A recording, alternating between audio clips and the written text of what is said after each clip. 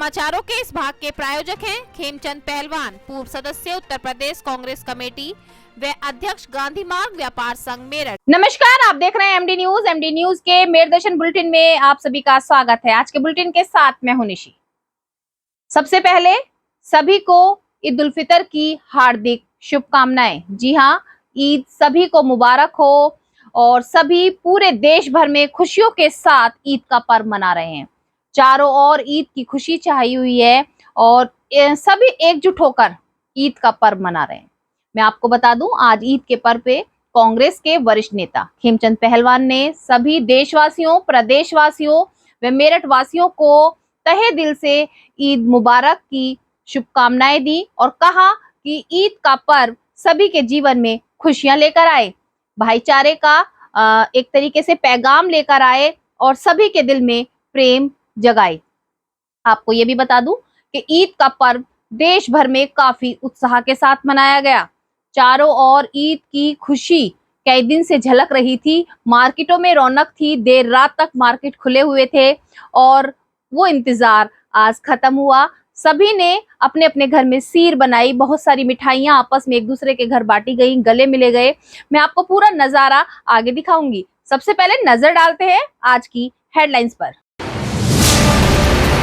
ईद की नमाज से पहले सुबह ईदगाह के बाहर नमाज सड़क पर पढ़ने को लेकर नमाजियों की पुलिस के साथ हुई नोकझोंक। पुलिस ने समझा बुझाकर नमाजियों को कराया शांत और शांति के साथ ईदगाह परिसर में ही नमाज कराई गई अदा। देश भर में धूमधाम के साथ मनाया गया ईद उल फितर का पर्व। शाही ईदगाह में सभी ने पढ़ी नमाज। शहर काजी ने सभी से की अपील, देश में शांति बनाए रखे, आपस में मिलजुल कर सभी त्योहार मनाए जाने चाहिए। आज मेरठ शाही ईदगाह में सभी ने ईद की नमाज के बाद देश में अमन चैन की दुआ मांगी। राजपूत समाज की चिंतन बैठक हुई खत्म। ठाकुर पुराण सिंह ने दिया बड़ा संदेश, कहा शुरुआत से देंगे वोट, पहले जिसको दिया वोट वो बात खत्म, ये नई शुरुआत। भाजपा के खिलाफ जमकर बरसे ठाकुर पुराण सिंह, जो लोग हमारे जमीनों में घुसे वो आज हमारी माताएं बहनों को गाली देने का काम कर रहे हैं। इस बार आपको निर्णय लेना पड़ेगा, जैसे जब जब देश पर खतरा आया तब तब हमारे महापुरुषों ने निर्णय लिया और मुगलों के समय पर 80,000 की सेना पर 8,000 की सेना भारी पड़ी है। मेरठ पहुंचे उत्तर प्रदेश के मुख्यमंत्री योगी आदित्यनाथ। सरधना में जनसभा को किया संबोधित। मुख्यमंत्री ने कहा मेरठ क्रांति धरा है और इस बार मेरठ से प्रभु राम का किरदार निभाने वाले अरुण गोविल को भारी मतों से विजय बनाकर देश के प्रधानमंत्री के हाथ मजबूत करने का मेरठ वासियों के पास है मौका। अब खबरें विस्तार से। सबसे पहले आज मैं आपको वही खबर बताऊंगी कि पूरे देश भर में ईद का पर्व काफी उत्साह के साथ मनाया गया। चारों ओर खुशी नजर आई, सभी एक दूसरे से गले मिलते हुए नजर आए। जहां पूरे देश भर में खुशियां छाई हुई थी, तो वहीं हमारे मेरठ में भी ईद का पर्व बहुत ही उत्साह के साथ मनाया गया। मस्जिदों में नमाज पढ़ी गई। बस थोड़ी सी झड़प का मामला भी सामने आया, वो भी मैं आपको आगे दिखाऊंगी किस तरीके से पूरा कि कल शहर काजी द्वारा एक बयान दिया गया था कि सड़कों पर नमाज पढ़ने की अनुमति दी जाए, लेकिन अभी कोई अनुमति नहीं आई और सभी नमाज पढ़ने के लिए सड़कों पर आ गए। लेकिन पुलिस द्वारा उनको समझाया गया और वापस भेजा गया ताकि कोई भी अप्रिय घटना ना हो और सभी अपना प्रेम से फेस्टिवल मनाएं। तो नजर डालिए सबसे पहले आज नमाज के नजारों पर कि सुबह किस तरीके से ईदगाह में नमाज अदा की गई।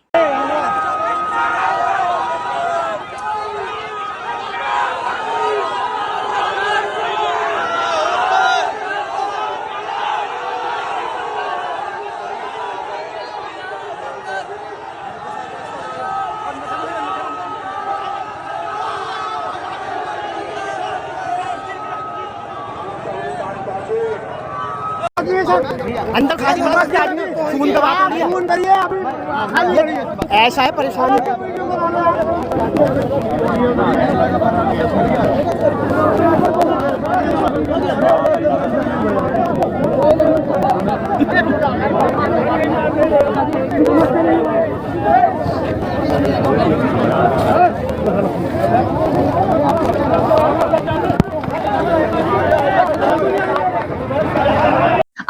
लेकर चलती हूँ राजनीति से जुड़ी खबरों की ओर कि किस तरीके से राजनीति माहौल रहा, किस तरीके से लोकसभा चुनाव को लेकर गर्माहट रही आज मेरठ में।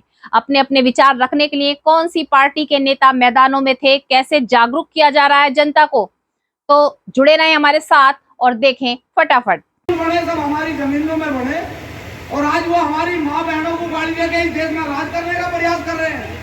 एक बात कहकर अपनी वाणी को विराम दूंगा, एक बार गांव का एक सब ध्यान से सुनना भाई, हंसियो भी मजा भी लियो पर उधर बात को समझियो भी। एक बार एक गांव का किसान तारीख पे चला गया मेरठ,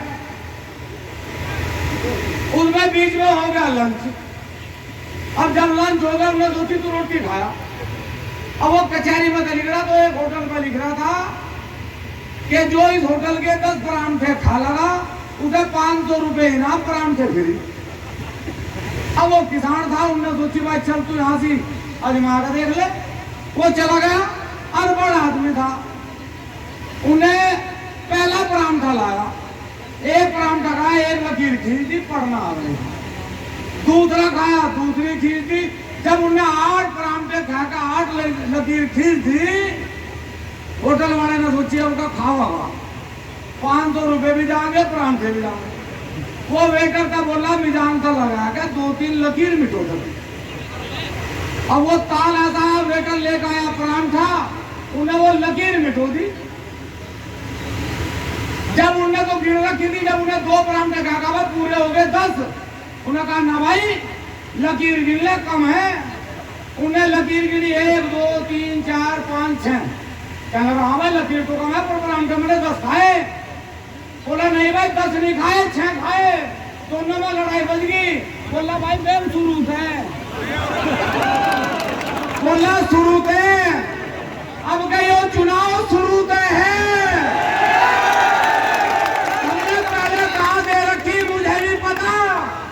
अब क्या जो भारतीय जनता पार्टी को हरावेगा, अब क्या उसे वोट दियो, और नहीं तो वोट बीजेपी दे ना जाइए। और जो तुम्हारा सुनो, जो तुम्हारा मन बिल्कुल ना करता हो तो अपने घर रहियो भाई। अब क्या उस बटन को ना दबाइयो, हमें संतुष्टि है, क्योंकि ये लड़ाई स्वाभिमान की लड़ाई है। माता और बहनों को जो गाली दी उसकी लड़ाई है। मैं अपनी वाणी को विराम।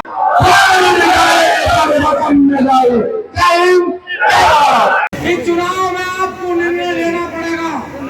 आपने हमेशा निर्णय लिया, जब कभी भी देश का आक्रमण हुआ आपके महापुरुषों ने निर्णय लिया। जब कभी भी देश का आक्रमण हुआ हमारे महापुरुषों ने निर्णय लिया, और ऐसे निर्णय लिए कि 8-8 हजार की सेना 80-80 हजार मुगलों के साथ लड़ी, लेकिन वो हारे नहीं। 80 हजार लोगों को भी उन्होंने धरती चटाने का काम करा। क्यों? क्योंकि वो स्वाभिमानी लोग थे। और आज लोग क्या कह रहे कि हम राष्ट्रवादी हैं, वो राष्ट्रवादी पार्टी है, हमने राष्ट्रवाद के नाम पर वोट दिया, लेकिन वही पार्टी आज जातिवादी होगी। आज वो हमारे महापुरुषों को गाड़ी देने वाले, सांसदों को तुम्हारे टिकट देने वाली पार्टी होगी। मेरे आदरणीय बुजुर्ग और साथियों, हो सके कि मैं आपको समझाने में नाकामयाब रहूं, लेकिन अपनी अंतरात्मा पे हाथ रख के एक सवाल अपनी आत्मा से जरूर पूछना कि वीर भोज गुज्जर हैं कि राजपूत हैं? पृथ्वीराज चौहान गुज्जर हैं कि राजपूत हैं? अनंतपाल तोमर गुज्जर हैं कि राजपूत हैं?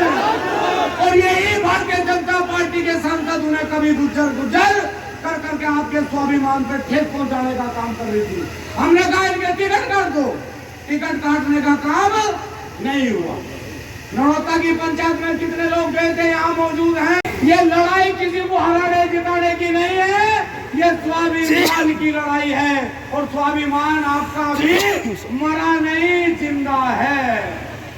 ये हमारे रिश्ते अंग्रेजों के साथ रोटी बेटी के रहे। क्या कहे नेता कि हमारे रिश्ते मुगलों के साथ रोटी बेटी के रहे।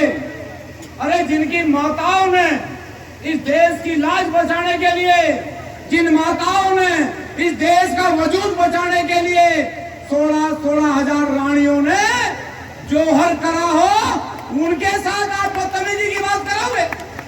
मेरे आदरणीय बुजुर्गों साथियों, ये चुनाव किसी को हराने और जिताने का नहीं है। ये चुनाव सिर्फ और सिर्फ आपके स्वाभिमान का है। हमने पहले भी कहा सरकार से कि जिस दिन बाबा मिहिर भोज जी की मूर्ति के सामने गुज्जर शब्द लिखा गया, हमने सरकार से कहा, हमने हजारों मूर्तियां इस देश में लगाई, हजारों मूर्तियां। एक मूर्ति के सामने हमने नहीं लिखा राजपूत सम्राट, हमने लिखा क्षत्रिय सम्राट, हिंदू हृदय सम्राट। और एक आज जाति हमारे महापुरुषों को खोज के हमारे महापुरुषों के साथ अन्याय करने का काम करे और फिर भी आप चुप बैठो, तो मैं नहीं मानता कि आपके अंदर कहीं उस क्षत्रिय का खून खत्म तो नहीं होगा। आपको बदला लेना पड़ेगा। यदि 16,000 रानियों ने जोहर नहीं करा तो मैं आपको ये झूठ है, बताओ जोहर करा कि नहीं करा? मेरे आदरणीय बुजुर्गों साथियों, ये चुनाव किसी की हार जीत का चुनाव नहीं है, ये चुनाव आपके स्वाभिमान का है। इस भारतीय जनता पार्टी का झंडा जब पूरे देश में कोई पकड़ने वाला नहीं था, तब भी हमने इसे खून से सींच के ये कमल का फूल खिलाया। जब इसका कोई झंडा डंडा पकड़ने वाला नहीं था, तब भी हम इसे अपने खून से सींच रहे थे। और आज मक्का घास की रोटी खा कर रहे हैं, आपने सुगड़ की इनकी रोज। अच्छा उत्तर प्रदेश के मुख्यमंत्री भी मेरठ पहुंचे और उन्होंने मेरठ आकर क्रांति धरा पर आकर सभी को संबोधित किया और किस तरीके से अपनी बातों से सभी को जागरूक किया। तो एक नजर उस और भी। वोट से जीते थे, उसके दुगने वोट से जिताने की जिम्मेदारी सरदारा को मैं दे रहा हूँ। और बहनों भाइयों, आप जिताएंगे तो मैं दोबारा फिर आऊंगा, यहाँ पर आऊंगा, फिर दोबारा आकर के आपके साथ बैठूंगा और बैठ करके फिर आपसे चर्चा करूंगा। और इसीलिए आपसे अपील करने के लिए मैं आया हूँ। ये जिम्मेदारी आपकी है। मोदी जी को तीसरा कार्यकाल मिलना चाहिए, क्योंकि मोदी जी के नेतृत्व में हमारा भारत ग्लोबल पावर बनेगा, दुनिया की एक बड़ी ताकत बनेगा। ग्लोबल पावर बनने के लिए विकसित भारत चाहिए, और विकसित भारत के लिए विकसित उत्तर प्रदेश चाहिए, और विकसित उत्तर प्रदेश के लिए विकसित मुजफ्फरनगर और विकसित मेरठ भी चाहिए। सहमत है ना? और विकसित मेरठ मुजफ्फरनगर पॉलिसी जिनकी इस पूरे क्षेत्र में यहाँ के निर्दोष नागरिकों पर झूठे मुकदमे दर्ज करके यहाँ के नौजवानों के जीवन को जिन लोगों ने निकलने का काम किया था, उन लोगों को कभी माफ करने की आवश्यकता नहीं। जो लोग आए होंगे तमाम प्रकार की बातें कहने के लिए आए होंगे। बहनों और भाइयों, मैं आपसे एक बात और कहना चाहता हूं। आपने महाराणा प्रताप का जीवन देखा होगा। महाराणा प्रताप, जब महाराणा प्रताप की बात होती है तो भारत के स्वाभिमान की बात होती है, भारत के सम्मान की बात होती है। स्वधर्म और स्वराष्ट्र के लिए कैसा बलिदान चाहिए। ये चुनाव हमारा व्यक्तिगत रूप से किसी व्यक्ति के साथ मतभेद हो सकता है, लेकिन विचारधारा राष्ट्र धर्म हमारे लिए सर्वोपरि है और इसके साथ कोई समझौता नहीं हो सकता है। जहां पे राष्ट्र धर्म को चुनने की आवश्यकता पड़ेगी, हम सब कुछ छोड़ करके राष्ट्र धर्म को चुनेंगे और राष्ट्र धर्म के लिए अपने आप को बलिदान कर देंगे। इसमें किसी भी प्रकार का कोई संकोच नहीं होना चाहिए। और इसीलिए मैं आपका आह्वान करने के लिए आया हूं। हमें वह सरकार चाहिए जो कांवड़ यात्रा चला सके। कर्फ्यू लगाने वाली सरकार नहीं चाहिए, कर्फ्यू लगाने वाले लोग नहीं चाहिए। हम लोग इस बात को ध्यान में दें। लेकर के दुनिया के अंदर भीख मांगता हुआ दिखाई दे रहा है। ये परिवर्तन है। अच्छा नेतृत्व आता है, देश को बुलंदियों की ऊंचाई तक पहुंचाता है। गलत लोग चुने जाते हैं, पाकिस्तान जैसी दरिद्रता आ जाती है। और पाकिस्तान में जो दरिद्रता है, ये वहां के नेताओं के कर्मों के कारण है, और भारत में जो आज संपन्नता है यहाँ के यशस्वी नेतृत्व के कारण। मैं बहनों और भाइयों आप सबसे यही कहने के लिए आया हूं, यही कहने के लिए मैं आपके पास आया हूं। ये जो परिवर्तन आपको देखने को मिल रहा है मेरठ में, पश्चिमी उत्तर प्रदेश में, जो लोग गुमराह करने का कार्य कर रहे हैं, ये वही लोग हैं जिन्होंने संगीत सोम और संजीव बालियान को जेल के अंदर डाल करके यहाँ की जनता को कर्फ्यू में झोंकने का काम किया था। आज के मेरठ दर्शन बुलेटिन में बस इतना ही। तेज और ताजा खबरें जानने के लिए देखते रहिए मेरठ दर्शन। यदि आप भी हमारे साथ जुड़ना चाहते हैं या स्पेशल बुलेटिन बनवाना चाहते हैं तो नीचे दिए गए नंबर पर संपर्क करें, सब्सक्राइब करें एमडी न्यूज मेरठ। एफबी पर भी सब्सक्राइब करें हमारा लाइव बुलेटिन मेरठ दर्शन, और रोज शाम को 6 बजे हमारे साथ जुड़ें।